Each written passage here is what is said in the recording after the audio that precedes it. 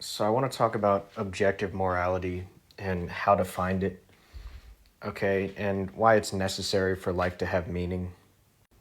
So first of all, okay, morality cannot be subjective to have a meaningful life and experience love and have standards, have rules, okay, to actually, experience uh, like fellowship with someone.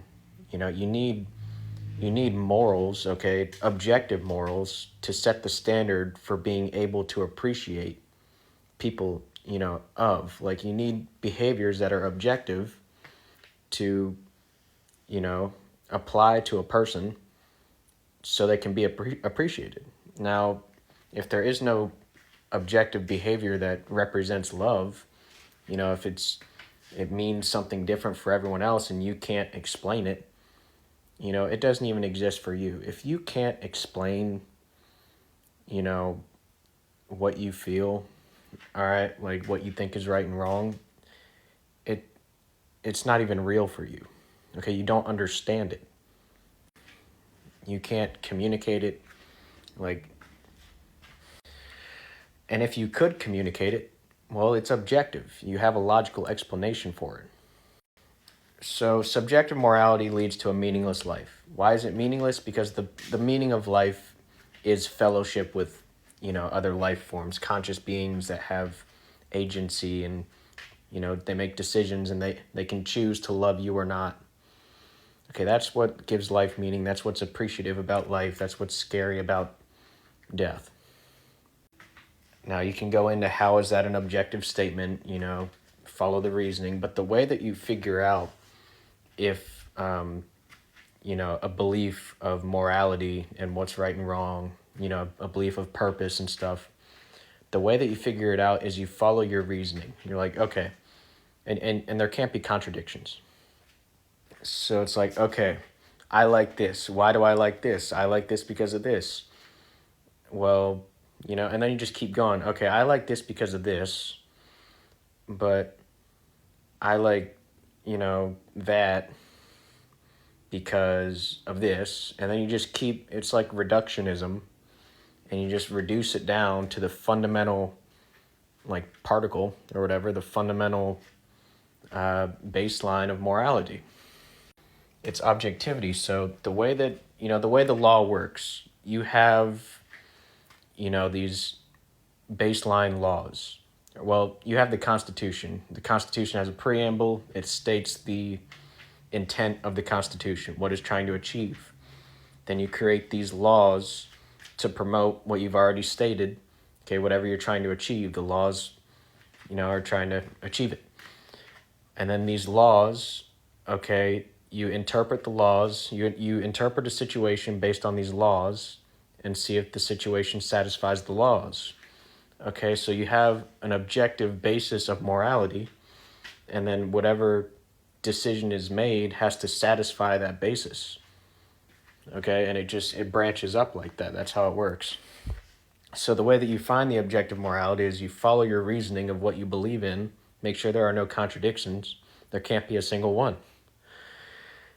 And you follow it down to the baseline, and that is your baseline, your proof. That is the proof of objectivity. Okay, it's just like physics. You use reductionism. Okay, you get to the fundamental knowledge, and you have a formula to understand everything. It's the same thing. Physics, you get this theory of everything. You can apply it. You have a way to calculate everything, every situation.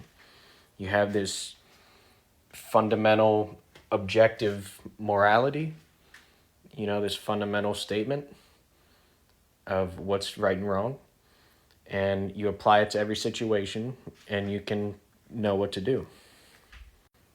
But you have to understand that objectivity is necessary for love, for meaning, for purpose. Okay, you don't even want to humor subjectivity. There's no point.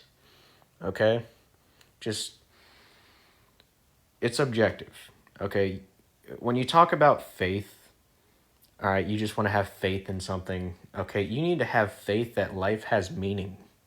You need to have faith that life has purpose. If you don't know, don't even bother trying to figure out if it doesn't. There's no point. Just keep trying to figure out if it does and how it does, and be able to explain things. So when you talk about determinism, when you talk about subjective morality, when you talk about randomness, okay, don't even bother searching for that stuff. Search for the stuff that gives life meaning, free will, okay, objective morals. All right, that's the pursuit. Okay, we need to understand that all the laws are not just like arbitrary.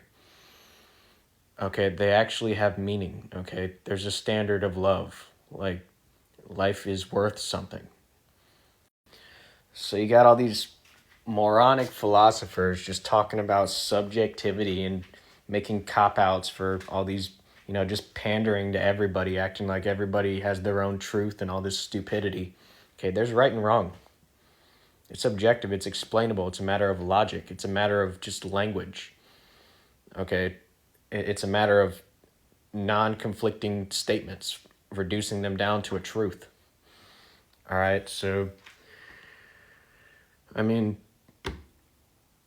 just don't fall for that stuff. Don't become some kind of depraved person, thinking stuff's meaningless and stuff. Don't even bother looking into it. If somebody brings it up, don't even listen to them. Just tell them there's no way. I have faith that life has meaning. I'm not even going to entertain what you're saying. Okay, if you're not trying to explain purpose to me and objectivity, just you're a moron. Okay, why are you even looking into it? That's just dumb. Okay, you don't try to figure out if life's meaningless. Okay, you have faith that it has meaning, and you try to explain that meaning. And you don't even humor the possibility that it doesn't. And if somehow you accidentally figure out that it doesn't, you just pretend like it does. Forget about it. Might as well, right? So that's it. All right, it's objective. Just have faith. Okay, say you have an intuition or whatever, that it's objective, that you're not here for no reason. Okay, that you have free will, that you're not being controlled by something, and that everyone else does too. All life forms, that's what defines life. And that's that. Just pursue being able to explain objective morality. I gave you the method of using reductionism of explanations to find the baseline, the fundamental law. And just in the meantime, while you haven't found the fundamental law, use the laws that you have. Okay, use the things that you believe in, what you think's right and wrong. And if it doesn't contradict, if your statements of what you believe is right and wrong don't contradict any of your other ones, follow it. Okay, of course we have to follow our intuition. We're not just going to sit there and do nothing. Okay, we have to do something. If we're not certain of what to do, well, we're just following intuition. So that's that. All right. You literally can't sit there and do nothing. It's impossible not to follow your intuition. I don't like laughing. If you don't know, if you can't explain what you're doing, you're always following intuition. It's impossible to do nothing. Okay, everything's an action. Sitting still is an action. So that's just how it is. You're following intuition until you can explain it, no matter what. Make sure there are no contradictory statements. Follow your line of reasoning down to the fundamental baseline law that you can branch every single decision off of to make sure you are a morally consistent person, loving people, being responsible, experiencing a meaningful life. And, hopefully there's some kind of reward in the afterlife, right?